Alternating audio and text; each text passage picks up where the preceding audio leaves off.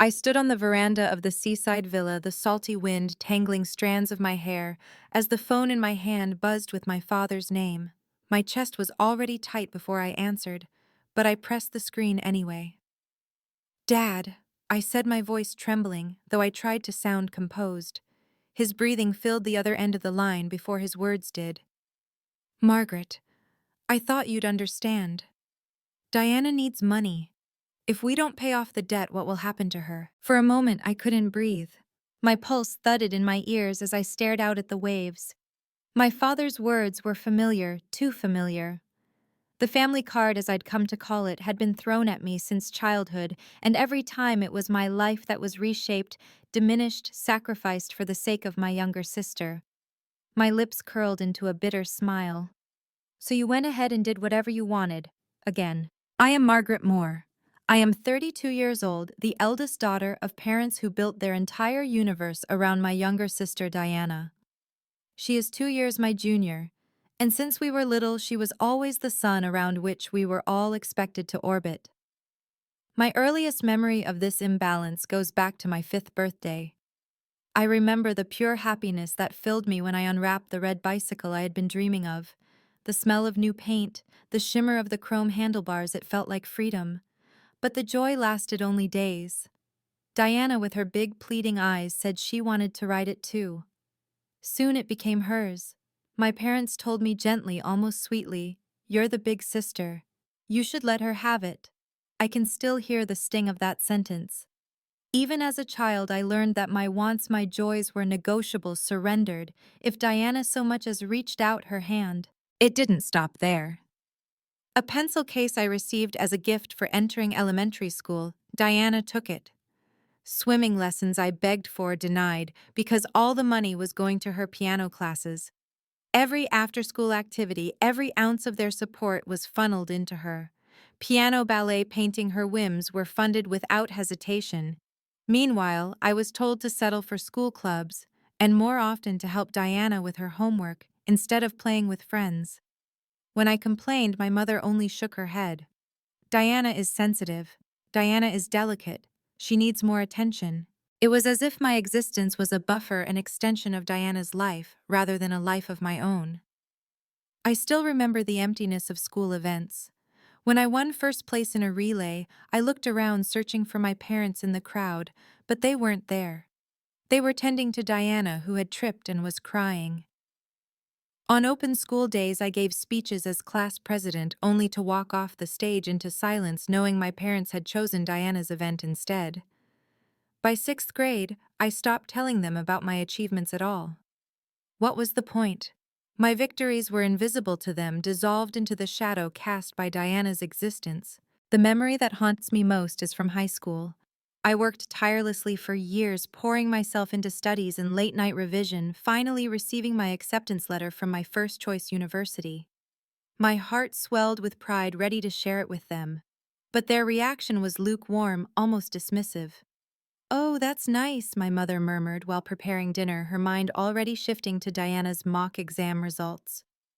That night, she cooked all of Diana's favorite dishes for dinner, as though my triumph were nothing but background noise to another chapter in Diana's endless story. Even Christmas felt like a cruel lesson.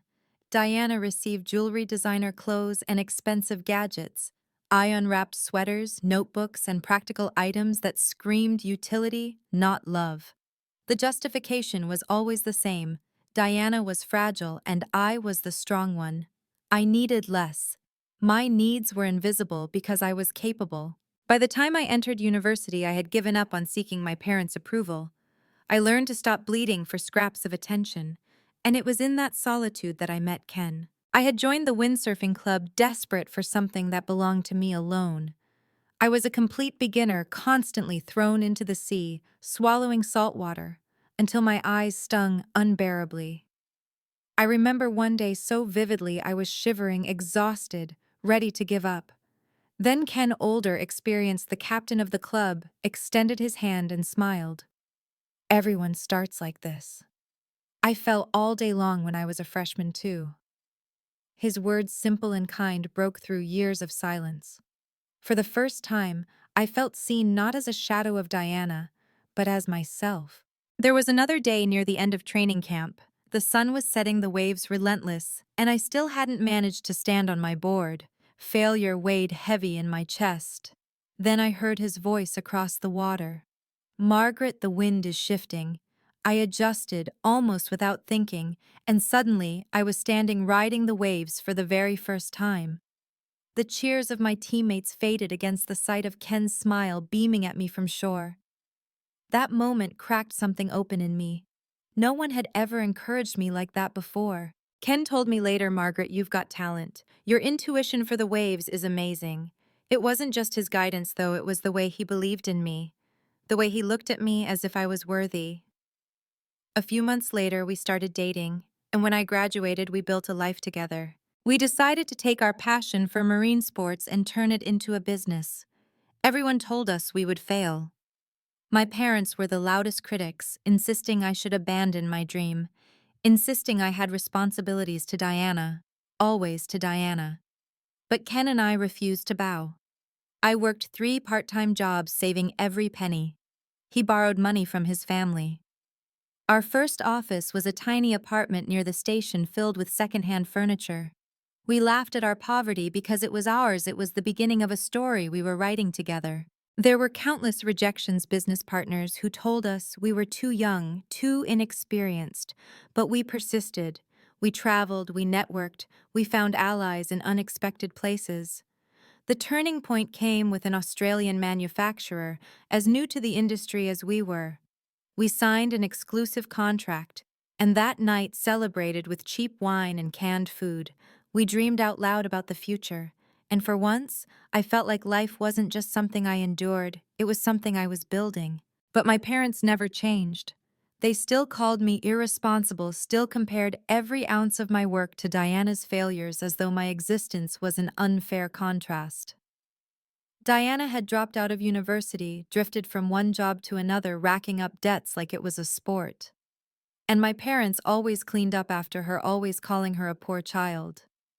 The more she sank, the more they drowned themselves to keep her afloat. Still, Ken and I pressed on.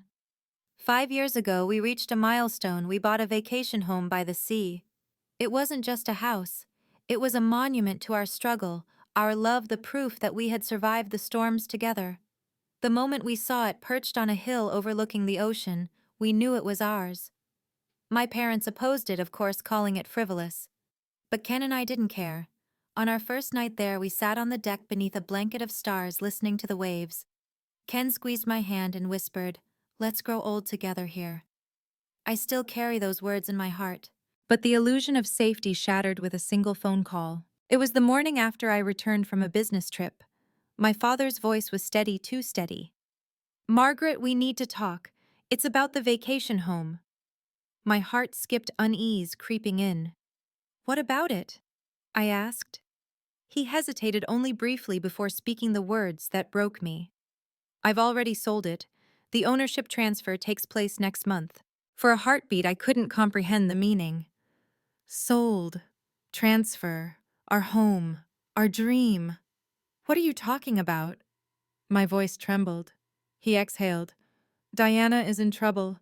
She owes $200,000. We had no choice." I gripped the balcony railing so tightly my knuckles burned. "And what does that have to do with our vacation home?" "You barely even use it," he shot back, his voice sharp now. "Is a vacation house worth more than your sister's life?" A bitter laugh escaped me, laced with rage. "That's Diana's problem, not mine. How did you even manage to sell it without our consent?" "I had your signatures. The documents were already prepared. You'd forgotten." My blood ran cold. Forged. They had forged our signatures.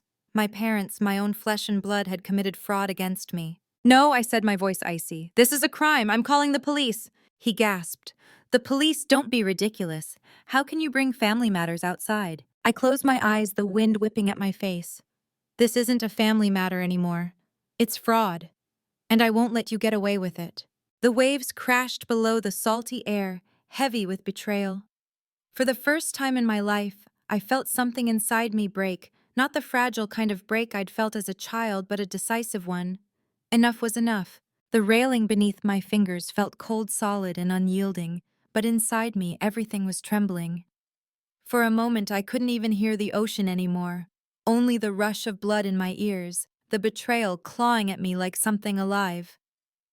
My father's voice, tight with desperation, echoed through the line. "We're family, Margaret. Families help each other.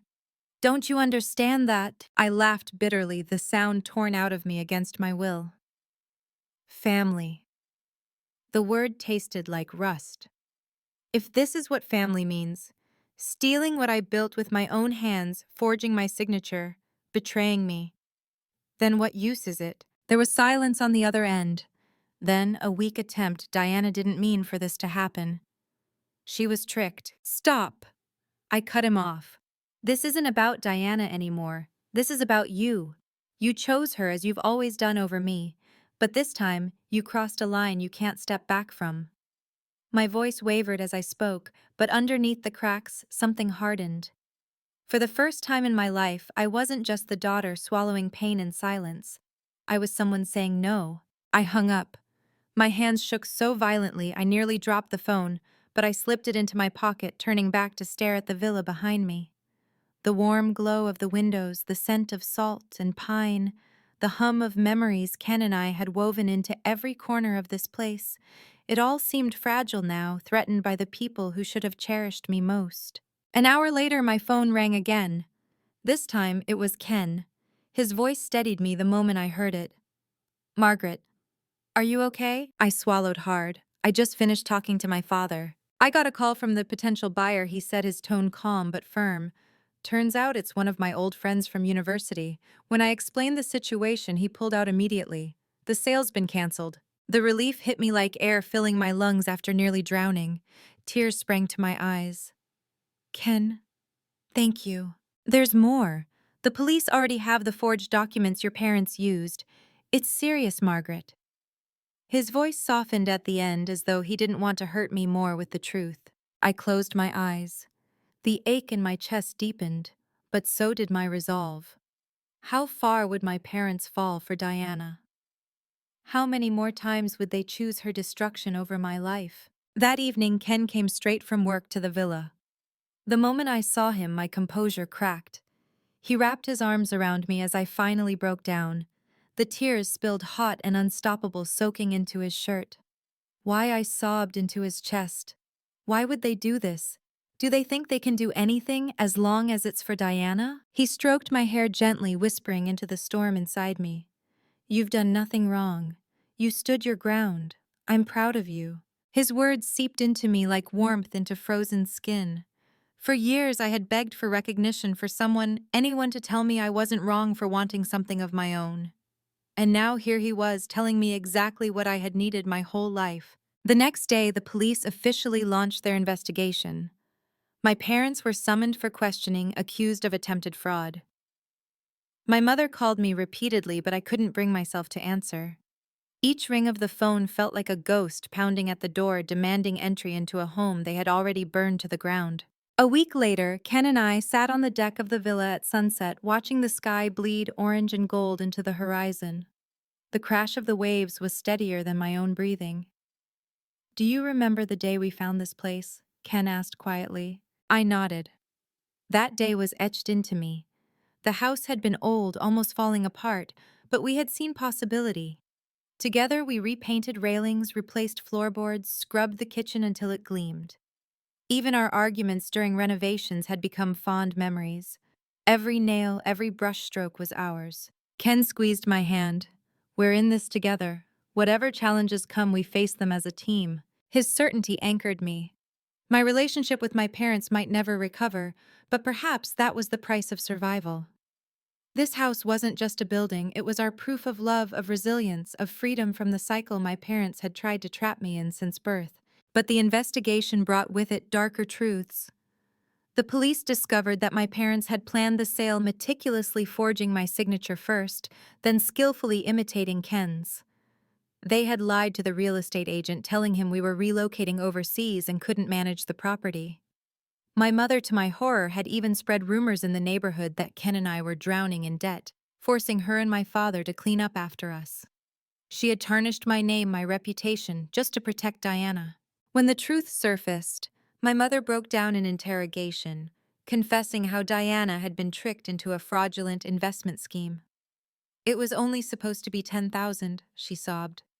But before we knew it, it had grown to 200,000. Their savings were drained, their land sold off, and still it wasn't enough.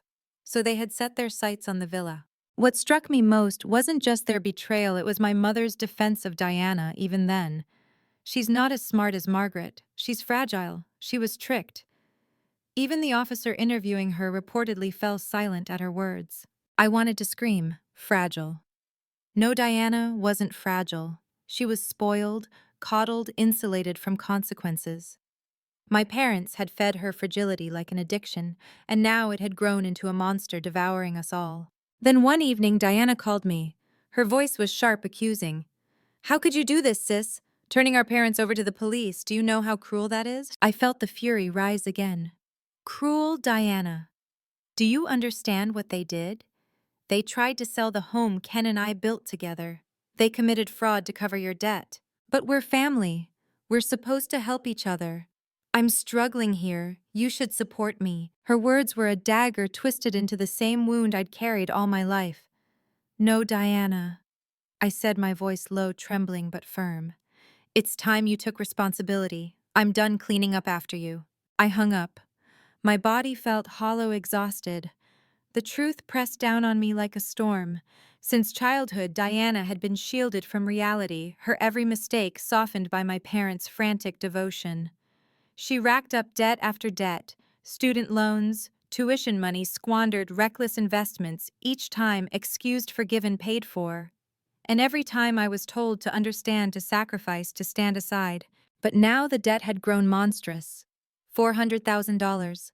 A lifetime of indulgence had led us here, to my parents nearly destroying my life in their desperate attempt to save hers. Ken found me that night, staring out at the waves, lost in thought. He came to stand beside me, silent for a long time. Then he said quietly but with conviction, "Our bond is something no one can break." I turned to him, and in the fading light his smile steadied me. The storm within me slowed. Maybe my parents would never understand, maybe they never truly accepted who I had become. But here with Ken, I wasn't invisible, I wasn't disposable, I was loved. Autumn crept in, and with it the sea grew rougher, darker, as though it too was mirroring the turmoil inside me. Each evening, Ken and I sat on the deck, shoulders pressed together, watching the sun melt into the horizon. The villa had become our fortress, a place where I could breathe again, where I could remember who I was outside the endless weight of my parents' expectations. But beneath the quiet moments, the storm of betrayal still churned. The police investigation continued steadily, and with every report that came back, the truth carved deeper wounds. My parents hadn't stumbled into this crime blindly. No, they had plotted for months. They had forged my signature first, then Ken's, practicing until it was indistinguishable from our real handwriting. They had lied, telling the real estate agent we were relocating overseas and couldn't handle the property anymore. My mother had even gone so far as to poison the neighborhood with rumors claiming that Ken and I had debts so large they were forced to step in. She would rather stain my name than allow the world to see Diana for what she was. I remember sitting at the kitchen table, my hands clenched so tightly the wood left imprints in my skin, as Ken read the report aloud. They were preparing this for 3 months, he said softly. 3 months, Margaret. They had every chance to stop, and they didn't. Something in me cracked. I could forgive neglect. I could forgive favoritism. But this was betrayal, Ken. This was theft. From me. From us. My voice shook as I spoke, the anger almost too large for my chest to contain. Ken reached for my hand, grounding me. You don't have to forgive. Not everything deserves forgiveness. His words settled over me like a truth I had been running from all my life. I had spent years excusing them, rationalizing, telling myself they didn't know better. But maybe I had allowed this to go on by always bending, always yielding. Maybe by swallowing my pain, I had given them permission to take and take until there was nothing left. And then came the call from Diana. I should have known she wouldn't stay silent for long. Her voice, sharp with indignation, spilled through the line. How could you? How could you turn our parents in? Do you know what people are saying about us? A bitter laugh rose in my throat. Do you know what they did, Diana? They forged our names. They tried to sell our home, our dream to pay off your debt. You don't understand, she snapped. I was tricked. I didn't mean for it to happen. And we're family, aren't we? You should help me. Isn't that what a sister is supposed to do? The audacity made my hands shake. Help you. My voice dropped into something cold, something final. All my life I've helped you. I gave up birthdays, opportunities, even my parents' love so you could have everything. But this I won't forgive. It's time you take responsibility for once. I hung up before she could reply, my chest heaving. For the first time, I realized how deeply the victimhood was etched into her like armor she wore proudly. She wasn't fragile, she was entitled. And my parents had built that entitlement with their own hands. When I was younger, Diana's debts started small. A few thousand here spent on clothes and nights out excused as youthful mistakes. My parents rushed to pay them off, soothing her with words like, "She's just young, she doesn't understand." Then it was tuition money misused for trips and luxuries, covered again by my father's savings.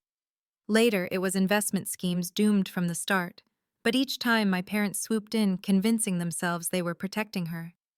Each bailout only encouraged the next disaster, each indulgence fanning the flames of her recklessness. And now $200,000, 200,000, enough to nearly destroy everything Ken and I had built. The day the final police report arrived, I sat in silence as Ken handed me the envelope. My parents had been officially prosecuted. Their sentence was suspended, but the weight of their crime was carved into the records forever. They sent me apology letters, thin sheets of paper covered in desperate words. I didn't read them. I couldn't. Sometimes forgiving only enables the repetition of wrong. That was the hardest truth I had learned. Winter came biting and cold. News drifted through neighbors and relatives about my parents' decline. Their house was sold. Their retirement savings gone. They moved into a small apartment on the outskirts of town, burdened by debts they could no longer escape. My father took a night security job, his body withering under exhaustion, yet still he worked weekends without rest. My mother juggled 3 part-time jobs, packing boxes at dawn, working a food factory by day, and standing at a supermarket register through the night. The woman who once told me I was strong enough to need less was now so thin her cheeks hollow that neighbors whispered she looked like a ghost. And still relatives called me, "Margaret, can't you help your parents? They're suffering." Each time I gave the same answer. They must face the consequences of their choices. Because Diana hadn't changed. Not even the ruin of our family had woken her. She had found a new man at a nightclub, convinced he had the next foolproof scheme. She told my parents she'd make money this time. When they hesitated, she lashed out, screaming, "You're acting like Margaret, cold-hearted. Why won't you help me?" I should have felt anger, but all I felt was exhaustion. A grief so heavy it felt like it would pull me under. One afternoon, I ran into my mother at the supermarket. She was hunched, her hair now white, her hands trembling as she picked through a basket of expiring food marked down for quick sale. When her eyes met mine, she froze. For a moment, I thought she might speak, but she turned away, fleeing like a thief. I stood frozen in the aisle, staring at her fragile back, retreating into the crowd. This was the woman who had once told me I was lucky and Diana was fragile. Now she was the one who had broken under the weight of her own choices. My father, too, collapsed one night during his shift. Overwork, the doctor said. Still, he returned to his job after only days of rest, knowing the debt collectors would not wait. And then came the email from Diana. Short, blunt, dripping with entitlement. "Margaret, lend me $50,000. I promise I can turn everything around with it." I stared at the words for a long time, the cursor blinking at the edge like a reminder of every year I had wasted waiting for her to change. I didn't reply. Instead, I sent my parents information for counseling and debt relief services. It was the only hand I was willing to extend now. At night, I lay awake listening to the waves crash against the rocks. Sometimes I asked myself if I had been cruel, if maybe in cutting ties I had lost my humanity. But then I remembered the forged signatures, the betrayal, the years of silence as they watched me fight for scraps of love. No, this wasn't cruelty. This was survival. One evening, Ken stood beside me on the deck, his arms wrapping around my shoulders. "You're not at fault," he whispered. His breath was warm against my ear, steadying me. I nodded, tears prickling my eyes. "I know, it hurts. Even when I know I made the right choice." Ken turned me gently, his gaze serious. "What if we use this villa differently? What if it isn't just ours anymore?" I blinked. "What do you mean?" "Charity events," he said. "Marine sports lessons for kids who don't have opportunities. Let's give them a chance to feel what you felt when you first stood on that board. Let's make this place a haven, not just for us, but for others." My breath caught in my throat. In that moment, I saw the vision through his eyes, children laughing on the waves, finding courage in the salt and spray the way I once had when Ken first told me, "Don't tense up, move with the sea." A smile spread through me, unsteady at first, then sure. "Yes," I whispered, "let's do it." The waves roared their approval beneath us as Ken and I clasped hands. The first time we opened the villa for children, the air carried a different energy. Laughter replaced silence. The deck that had once felt like a sanctuary for two now became a stage for a new kind of life. Ken led the kids into the water, teaching them how to balance, how to let the waves hold them instead of fighting. Their shouts of excitement echoed against the cliffs, mixing with the gulls overhead. I stood back for a moment, just watching. The sight filled something hollow inside me, something I hadn't realized was still aching. One little girl, no more than 10, struggled to steady her board. She fell again and again, her arms flailing before she splashed into the sea. I saw my younger self in her clumsy, overwhelmed, ready to give up. I crouched at the shoreline, waiting for her to come back, shivering and discouraged. When she reached me, tears brimming in her eyes, I smiled and offered her my hand. "You know," I said softly, "the first time I tried, I thought I would never get it either. But do you want to know a secret? Falling means you're trying. And trying means you're already stronger than you think." Her eyes widened, and she nodded slowly. Then she got back on her board. When she finally managed to stand, even for just a few seconds, the glow on her face lit up the entire horizon for me. That moment carved itself deep into my memory. Ken was right. My parents had seen this villa as a piece of real estate, a bargaining chip. To them, it was something to sell, to use, to throw away. But to us, it was a place where dreams could grow, not just ours, but others. Every time a child stood on a board for the first time, every time laughter rang through the salty air, the house became more than stone and wood. It became hope. Still, the shadows of my past followed me. Relatives continued to call, guilt thick in their voices. "Margaret, can't you forgive them? They're old, they're suffering.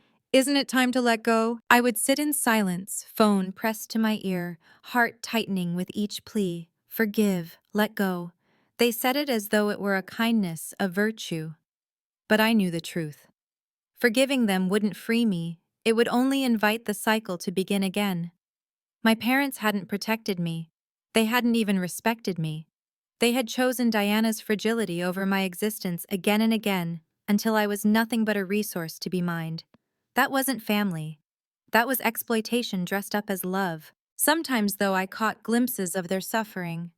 Word spread through neighbors, my father collapsing from exhaustion, my mother crying on a roadside, her body bent with fatigue.